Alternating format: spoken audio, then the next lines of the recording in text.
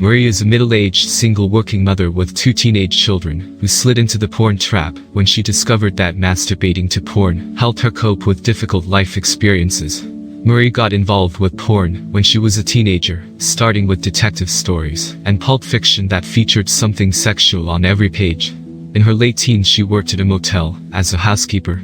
I could get my hands on just about anything when I worked there because people would buy porn and leave it behind in the room. I collected everything I found and had quite a stash of different kinds of magazines. I had so many, I'd act kind of like a dealer, giving them away to friends and family members. I looked at them first, but mostly found them boring, the same thing all the time. The greatest excitement was that they were forbidden. When I stopped working at the motel, I gave up my porn collection. Marie's parents got divorced when she was fairly young, and she alternated her time living with each of them. Both her parents dated a lot and watched porn on cable. Marie would watch their porn when they weren't around. I was drawn to it. It gave me a buzz. If I had the chance to find something or see something, I would. She now realizes that part of the reason she was drawn to porn was that she grew up in a highly sexualized atmosphere. Not only were both parents involved with porn, she was molested several times, including by her father and one of her mom's boyfriends, when she was just 14. Marie married in her mid-20s and became a born-again Christian. During her marriage, she would occasionally watch porn on cable. As a Christian, the first didn't want to be doing that kind of stuff, but I couldn't stop thinking about watching porn when I was switching the channels. If there happened to be a sex scene, I'd just stop on that channel. She watched, despite the fact that her sexual relationship with her husband was very active. When I was married, I used sex like a drug to relieve stress. It was my legal fix. I could legally go ahead and have sex and do whatever, because I was married now. I loved my husband, but I never really knew what healthy sex was. Sex was just a way of getting stress relief. 7 years into her marriage with 2 children, one 5 and one 18 months old, her 32-year-old husband died suddenly from an asthma attack. I called an ambulance and tried to do mouth-to-mouth resuscitation, but it didn't work. He died in my arms, just as the paramedics put the oxygen mask on him. My son's first day of kindergarten was the day of the funeral. My husband's dying was the worst pain I have ever experienced. After her husband's death, Marie became more and more isolated. I didn't want anything to do with anybody. I hurt so bad, I vowed I wouldn't hurt like that again. I didn't have any friends to go out with, so I stayed home and went back to using porn. That's when my addiction to porn just took off. When I was involved with porn, I didn't have to feel the pain of losing my husband and my loneliness. I didn't keep much around the house, like books or magazines, because I didn't want my kids seeing it.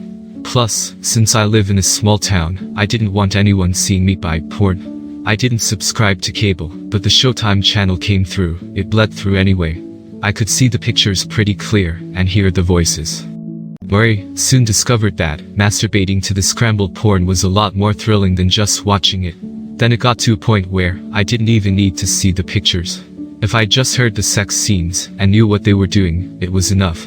I started masturbating to scrambled porn as a reward and as something to do to help me relax and fall asleep. If I had a bad day or did not feel good, I would go into my fantasy world replaying scrambled porn in my head. Or I would go view it and masturbate. The pornography always enhanced the masturbation. I thought, this ain't right. But I'd still do it anyway. When Marie discovered internet pornography, the problem worsened. The kids would be asleep, and I would go on the internet and spend hours clicking away, just looking at all the free porn, she said. I'd look at practically anything. Whatever popped up, I would click into, except for the really perverted stuff. After a while, though I found myself going places on the internet I never thought I'd ever go to. For example, I would go into the homosexual chat rooms.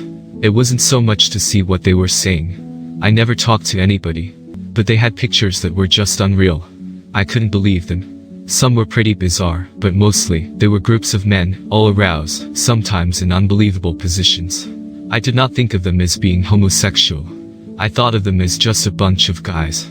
7 years went by with Marie masturbating to porn on cable and on the internet as a regular routine. I do it mostly every day, sometimes a couple of times a day, she said. It was a craving, like a drug. I'd think about it, and I'd have to go do more and more. It was taking over. Sometimes, I'd get real emotionally involved with the people I was seeing on TV, and the sexual acts they were doing, whatever that might be, imagining I was there with them, one of them. Then, I started thinking about getting involved sexually in real life with other people to act out these porn scenes. The idea dangled there in front of me. I didn't want to go there. I didn't want to be like my mom, bringing men home to sleep with when there are children in the house. But after a while, the pornography and fantasy and the masturbation were not enough, not exciting enough. I began to want more. When I found myself thinking this way, it scared me. I knew I had a real problem. In addition, I began feeling like I was losing control of my mind and my body during masturbation. I would start clicking away and 2 or 3 hours would go by. Next thing I knew, it was 3 or 4 in the morning, and I had to get up early. Several times I'd be looking at porn on the internet, clicking wherever I could, and suddenly I'd climax without ever having touched myself, a no-hands orgasm. All I did was click and view, and think about what I saw, and boom, I lost control, something else took over, and my body reacted. I was scared by the power porn had to affect me like this. I felt very ashamed, because of the porn. It affected my relationship with God. I could not follow God, and continue viewing pornography, fantasizing and masturbating. In the Bible, there is a verse that talks about how we cannot serve 2 gods. For a while, my God was pornography. There were times while sitting in church that I would go off in my head and have X-rated thoughts, or I'd look at someone in church and think sexual thoughts about them. I spent a lot of time thinking and fantasizing about what I saw on the internet and on cable television. I felt a lot of guilt and shame. While her self-esteem, sexuality, social life, and relationship to God were suffering due to her porn habit, Marie also became concerned about how porn was affecting her relationship with her children. I kept retreating further and further into myself. I met my basic responsibilities as a single parent, holding down a job, getting them fed and off to school, but I was not capable of really connecting with them. All I could think about and get excited about was when I would get my next porn fix and how I would do it. I lived in the same house as my kids, but I really didn't know how they felt or who they were. We never played games together. As I discovered later, both my kids were pretty depressed, probably because I wasn't really there for them. One day, Marie's 8-year-old daughter got upset with her. She started crying and saying that I didn't even know her. She wondered if I even loved her, Marie said. It broke my heart and made me start realizing how much I was living in my head, instead of connecting with her and my son. They had lost one parent to asthma, and now because of my preoccupation, they were losing another to porn. I knew I had a problem. And I knew I needed help. But I had no idea where to go or what to do about it, and was way too ashamed of it to even try to find out. Shortly after her experience with her daughter, Marie says fate intervened. Her computer had stopped working, and the youth pastor from her church just happened to be at the house visiting her son. Knowing he had a lot of experience with computers, Marie asked if he would help fix hers. I did not know a lot about computers. I did not know that your computer saves your internet history, keeps a record of all the websites you visit. I also didn't know you can delete this stuff. So it was all there. The youth pastor started working on my computer, and suddenly I could see that he was looking at my internet history. His eyes widened, and his jaw dropped as he read through this long list of XXX rated porn sites I'd been visiting. I just about died on the spot. Neither of us said much. It was incredibly embarrassing. I thought, oh my God, now what am I going to do? I just told him, I will go talk to pastor about this. I was totally humiliated and embarrassed. But that's what it took for me to wake up and realize I had a very serious problem with porn, and it had to stop. Now I was exposed.